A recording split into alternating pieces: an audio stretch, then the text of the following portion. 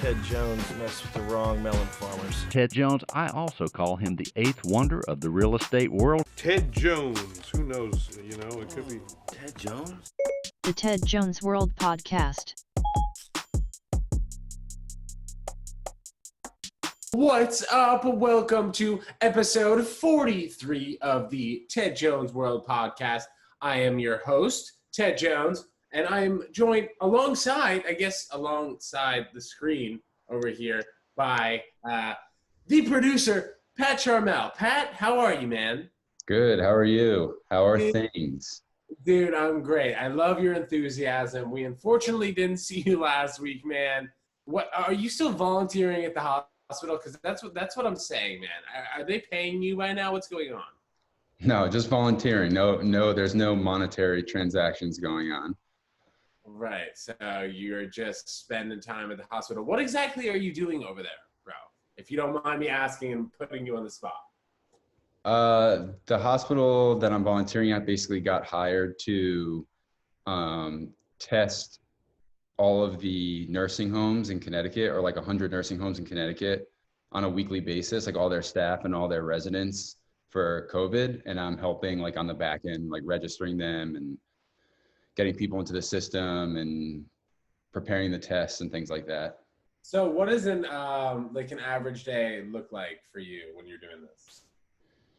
I go in and I just start, like, they'll give us a new nursing home that needs to be registered, and we'll just go through their system, and they give us a list of patients, and we just put in their info into the computer and just basically order the test for them so that the swabbers can go out the next day and swab them. So I do that in the morning, and then sometimes I help with just whatever, anything that has to do with that. That's what I do.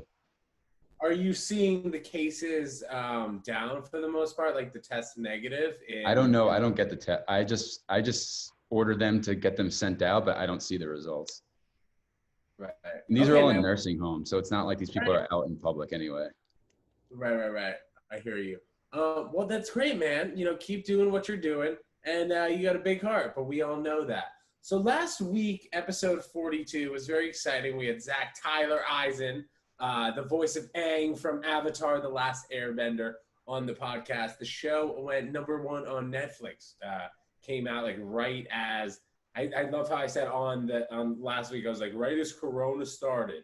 They gave a full date when Corona started, pal. But anyway, I was referring to, I guess, the time being around the middle of March when New York was first forced to shut down, and other places in the country were doing the same. But the podcast has been it's been doing great, man. It's on Reddit.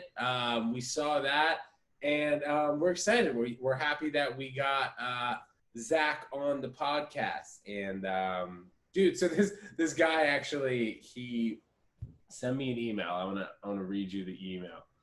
He wanted me to get something signed for Zach, and I did it. And this guy lives in Ohio, so he's sending an Avatar Funko Pop. Have you heard of this? A what? A Funko Pop?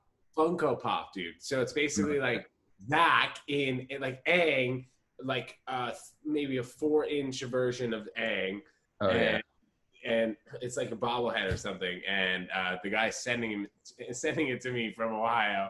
And I'm gonna have it signed by Zach. So hopefully that's cool, Zach. Hopefully that's all right. But I'm gonna get it signed for this guy, Kyle. I got you, bro. And have you asked Zach already, or you just told the guy he would do it? I'm gonna ship it back to Ohio. No, I have not asked Zach. But dude, I feel like I'm just gonna make it very simple. Just put it in front of him and then just have him Sharpie it. I mean, Zach's a pretty low key guy. But I think that he'd probably do that for us. He was trying to stay low key, and then we kind of blew up his spot. Everyone on YouTube and Reddit were one of the comments was I ran into one of the cast members a year ago, and they confirmed that he vanished off the face of the earth. Dude, I know you were sending me Reddit comments about how people just have no idea where Zach Eisen is, but we have the hidden gem of information, and we know where he is. Sometimes we definitely don't always know where he's at. But and anyway, nice kid. If you haven't checked that out, check it out. Episode 42.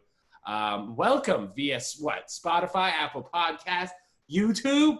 Yo, let us know what you guys think. We're just two young bachelors in the city. Not that young.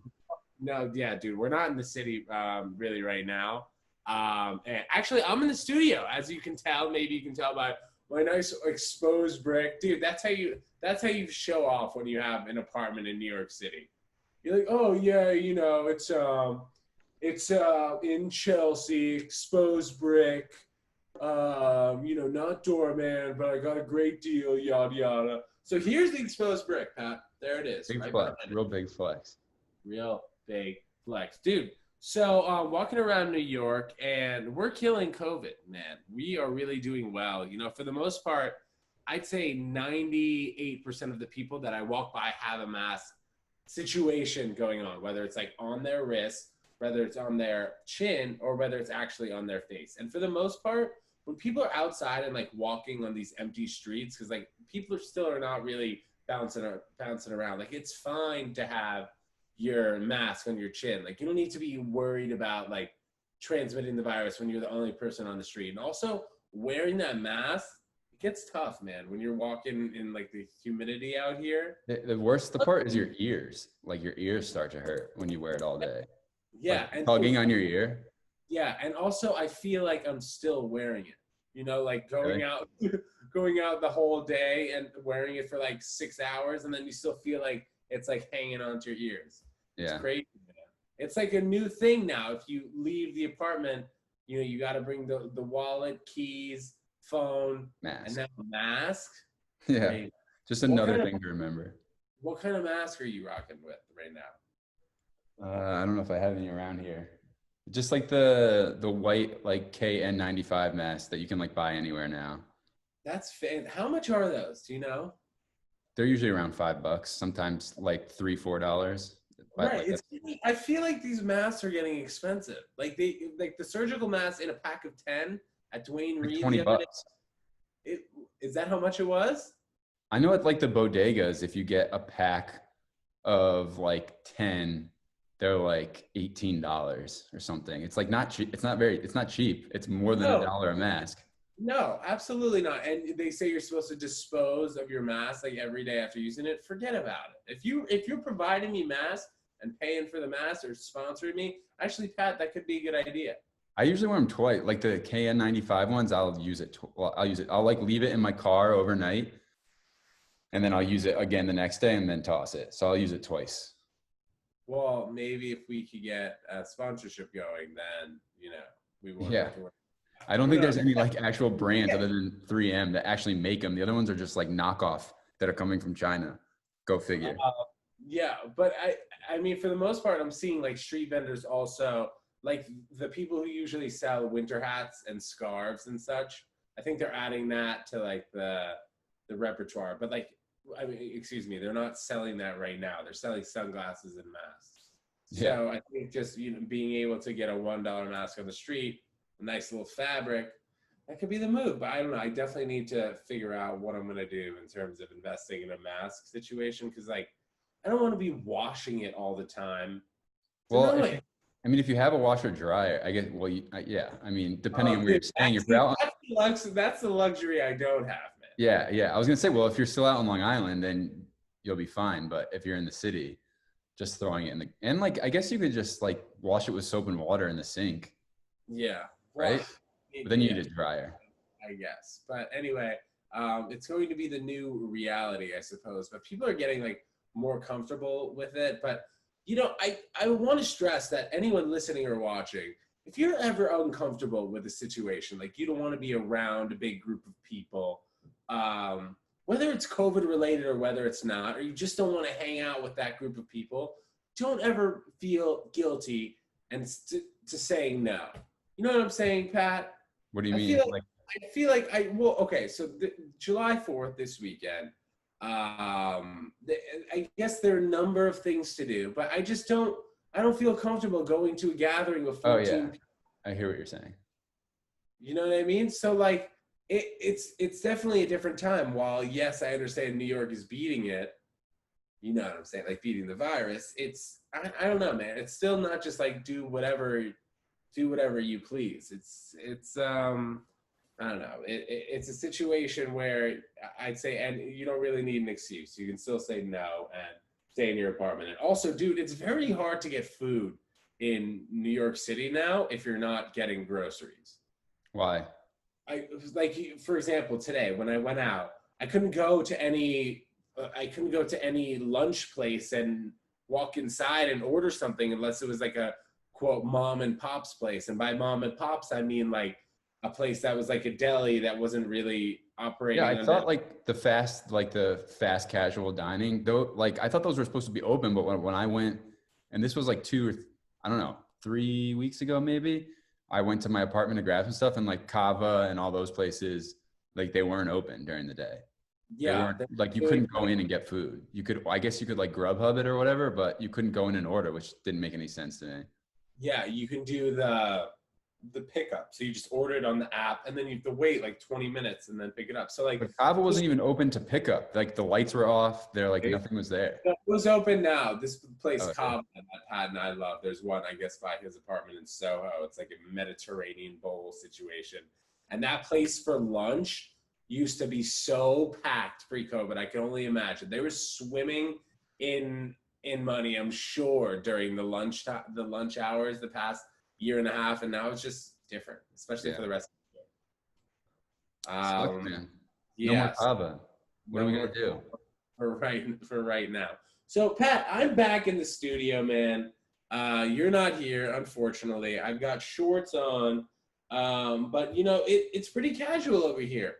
Thank you guys so much for listening. You know, we just love having that interrelationship with our listeners, whatever that means. So, dude, New York beating COVID, which I guess is great. But have you guys been following Giulio Gallerati's road trip? Giulio has been on a couple of episodes. He actually called in to one of the episodes when we were filming. He's a good friend of ours, good friend of the show. His Instagram handle is not Julio, and it's just crazy how different we are handling the virus compared to middle of the country and other states where the virus cases are still going up. Have you been following Julio at all on his little stories? Yeah, I've been watching all the stories. I usually like when he first started it, I was like, oh no, because like you know when like, people go on vacation and they post their whole story, like their whole this vacation. is completely different. No, this is like, and I thought I was gonna be annoyed by it, but I'm actually very intrigued. Like I love watching it. Yeah, me too, dude. It's like such a crazy situation. Now, like, not only is Giulio Gallerati on a road trip in the middle of the country, he is by himself. Yeah. And he took like a bizarre route. Like he's not going to like all the national scenes in each of the states. Like he started in Atlanta. I think the guy had an audition there or something.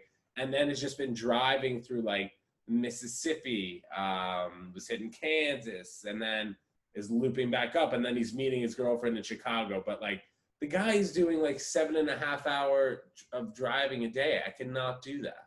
Yeah. So he had something to like go out to the South or like whatever, the Midwest. He had to go, or was he just wanted to go on a road trip? So Ricky Velez, who was on episode 20 and actually just came out with a movie with Pete Davidson, you guys got to check that out, Staten Island King, hilarious. He was staying with Ricky in Florida, and from Florida, Julio had an audition in Georgia, so he went to Georgia, and then he was just like, I want to see the middle of the country, I guess. Yeah. So he just went north and then is going to come back east. Yeah, like doing like a weird loop. But you guys got to check out his story. So silly. At Not Julio. And then, dude, he was at Yellowstone the other day. I think it was yesterday. And a woman got gored by a bison. Did you hear this? I was like, was that Julio? She got like stabbed by the horns? Oh, yeah. I think she was just too close. Did she die? I don't know, man. I'm not really a road trip guy. Would you ever do something like that? Obviously not alone, I would think. I'd want to see the country, but I'm definitely not like a drive all day and like a couple of my friends I know do road trips every year, but they play golf, so they're like trying to play golf in every state. Oh, that's fun. They rent an RV, and like I don't think I could. They stay on the RV and they like bathe in rivers and shit. Like I don't think I could do that. Like I would go and stay in hotels, and they don't have to be nice hotels, but I wouldn't want to like sleep in an RV and just constantly be driving. Yeah, I think Julio for the most part is staying at Marriott's, but Marriott owns like some, I guess, lower end suite level hotels. But he found like cockroaches and water beds in one, and then Marriott shot him some points. So I guess shout out Marriott for that. So dude, Yeezy partnering with Gap, and then Kim Kardashian selling 20% of KKW for 200 million. Dude, full power couple over here. What do you think about Kanye West? You love this guy. I don't love Kanye West. I love Kanye West music, but that's what I meant. Excuse me. I don't know. Yeah, it's a good move. He's gonna make a ton of money. I don't know why he chose Gap. That's an odd move, in my opinion. Well, you would think he would have gone with like H&M or like Uniqlo or something like that. Well, I feel like for the most part, Gap doesn't really have anything that's like out of the ordinary in terms of like a standout designer. Like H&M. Yeah, because they're just based, like they're fast casual or what does it call it? Fast fashion basically, but they're kind of like bland. Like H&M and Zara, they're like a little more like edgy Euro fashion, and then Gap kind of fell behind, and they're just like they just sell like basics now. And I think Kanye wants to like revamp that with the new Yeezy line. So hopefully they don't go out of business. Well, would you consider like the Yeezy line being a kind of basic just because like of the plain clothes and stuff? Basic in the aesthetic of it, but it's not like, I mean basics like t-shirts and, well, I guess yeah, it's like high fashion basics is what Yeezy sells. Right. And then I guess they're just gonna, I don't know, I wonder what it's gonna look like, because I don't know, I think I used to shop at Gap like 4 or 5 years ago. If I just needed like, I don't know, whatever, I would stop in and get like a t-shirt or whatever, but I would never wear like an outfit of Gap stuff. So it's interesting to see like what this design's gonna look like. What made you switch from Gap to Uniqlo? Well, I never really, I mean, I wasn't like a huge Gap shopper, but I know, I mean, I don't know, I just like Uniqlo now. Yeah, dude, Uniqlo is pretty dope. I do have a couple of nice tight V-necks from there. Dude, so it wouldn't be an episode if I didn't complain about the president. Well, I don't do it all the time. But Trump, man, he's just not a leader right now, dude. It's just insane that he won't wear a mask, and everyone is saying like, if you wear a mask, or everyone that's reliable, I would think, it's saying that if you wear a mask, your chances of getting the virus if somebody else is wearing a mask, like there are numbers, like it's a numbers game, it's science, as we've heard a million times, and it's such an easy solution that would put, if not extremely help the situation, put a Band-Aid on it for sure. And Trump is just like refusing to do it.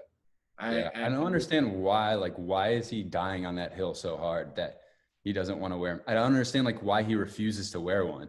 I think it's because like middle America and like all of his like base supporters who he's going to get votes from in the next election don't want to wear masks, and he knows he needs their support for the next election. So like if he's like, no, I'm not going to wear a mask, that's what they want to hear. So then they're going to vote for him again. I think it's just like, it's obviously just a huge political move for him, because there's no other reason why he wouldn't wear a mask. No, absolutely not. And did you hear that? Or I heard some news, and obviously the White House came out and said it wasn't true, but like that Donald Trump was like shaking in his boots and might drop out of the 2020 race. Really? No, I didn't hear that. Yeah. So, but I wouldn't be surprised if it's a situation where he's like, yeah, well, I'm going to go do something way more important than this, and kind of just like wash his hands with the presidency and be like, I wouldn't. Yeah, I did a great job. Easy. Yeah, I did a great job. I was terrific. I was the best president. And then even his press secretary, this little blonde girl, I don't know her name, she's like, there's no one who's more informed in the entire world when it comes to our safety as a nation. Like, lady, I hope they're paying you a lot of money. It's just like a blonde girl who's the same age as us. Yeah. Just like going on there and like having to defend this moron. Yeah, it's pretty wild. Yeah, I wouldn't be surprised. Even if you don't like Joe Biden and his policies, you can't have a leader of the United States like Donald Trump. You have to have a leader like more so like Joe Biden. You know what I'm saying, bro? I don't know. I guess. Yeah. Yeah, you guess. Yeah, whatever. Just let me fucking ramble on over here. But yeah, anyway, I would think that Donald Trump is probably gonna bail. But dude, I've been on this couch, right? Excuse me, this chair right here, and was talking about how he's gonna get impeached. Or maybe I was sitting on the couch with you when I was talking about that. Yep. So you're 0 for 1. Yeah, I'm 0 for 1. So Well, see. he did get impeached. He just didn't get kicked out of office. Yeah. But I don't know how that happened. Yeah. Pat, so have you been watching Netflix at all? Speaking of the last episode, Netflix. I haven't been watching much TV, no. Okay, so I watched Athlete A. It's about the story about Larry Nasser. Do you know this guy? Yeah. He's like he's like a medical doctor on a team, like the Olympic team, these Olympic gymnasts. And oh my God, dude, it was like one of the harder documentaries I've ever had to watch, but it was super interesting. And it was just crazy how, especially in gymnastics, the age of the athlete and the size of the athlete, like you do gymnastics and you're your best at gymnastics when you're like 14, 15, 16. Yeah. So like the influence that the coaches had over these girls, like they would just be screaming and strict and all this shit. And then this doctor came in, Dr. Larry Nasser, who's like the nice doctor and was like the caring doctor. And then it turned out he was just like touching the girls and doing insane shit to the girls. Like even while the parents were in the room sometimes. Yeah. You heard that? Yeah. It's just like wild shit. And then he got another job and then the cover up. And it's just like, bro, it's like an onion. You know what I'm saying? Layer after layer. It's just crazy how like the manipulation of a child mind can really be, an issue, Pat. So man, what's on tap for you for the rest of the week for July 4th? What are you doing? Big parties or no? No way, man. No. I don't really have plans. I might play golf. I might go to Rhode Island to play some golf. But yeah, parties probably aren't a good idea, you know? Yeah, I What are agree. you doing? Well, and also, especially if there's like a ton of drinking, like masks are not going to be worn. That's when people are just like careless. And that's when like you're most likely to encounter your drunk boy who's like, whatever, no, it's just Corona. Like, mates, Get out of here. Take a hike. Well, I did go on a trip with 15 people 2 weekends ago. So, Bro, I did see that. You put that on your IG. Tell us a little bit about that. Why were you with 15 people up there, down at the shore? I don't know. It was just a long weekend at a beach house. So like, I don't know. It was, there was no social distancing. There was a lot of sharing of cups and, Did you kiss any girls or what? no, I did not. But if I did, I would have gone through the mask, wear a mask and then kiss. Nice, bro. So Yeah. speaking of kissing girls, man, I'm supposed to potentially go on this date with this girl, but she's taking a little bit to respond. It's been a few hours, but hey, man. Who is this girl? How How come you haven't run her by me yet? Bro, because like I feel like I don't even really want to talk about it so much just because she listens, and I feel like it's actually like a good thing right now. I need to give you my approval before you need my blessing before. You do. Where did you meet this girl? It's like you need the approval before the date. She needs my approval before the date. Yeah. That's true. All right. Well, I'll send over all her information to you before she responds. So where did you meet this girl? We're on hour like 5 now, so we are solid. So I met her through my best friend from high school's best friend from college's girlfriend's best friend's best friend. Oh my God. You Catch could have just that? said mutual friend. Did you catch that? Well, I wanted to be specific for you, bro. Did you catch that? True. It's pretty long, far away. But dude, in Long Island, she's like very close to me. Oh, So, no. it could potentially work out. So you're hanging out there? Well, in Long Island, yeah, that's the plan. I had asked, yes, in a couple of days when I'm leaving the studio. And bro, we got to figure out when we're doing the next episode in the studio. People are asking, what are you thinking? I don't know. It's tough for me to get back into the city now. Let's take the Uber helicopter, bro. Yeah. I don't know. Well, you are producing the show, so this keeps you busy. And also, dude, you are volunteering, so you do have a full plate, man. But I think it'd be nice for us to see each other in person. We'll hug with masks on, because that's kosher. You can do that. No? I don't think so. I think it's still you have to stay 6 feet apart. Right. Right. Some of the bars out here are a little uncomfortable just because like people are spilling into the street, but I get it, man. If you own a bar right now and you have the ability to serve outdoors, like you really have to do that. Otherwise, I mean, your business is gonna tank. It's a crazy time, man. It sure is, Ted. It's a crazy time.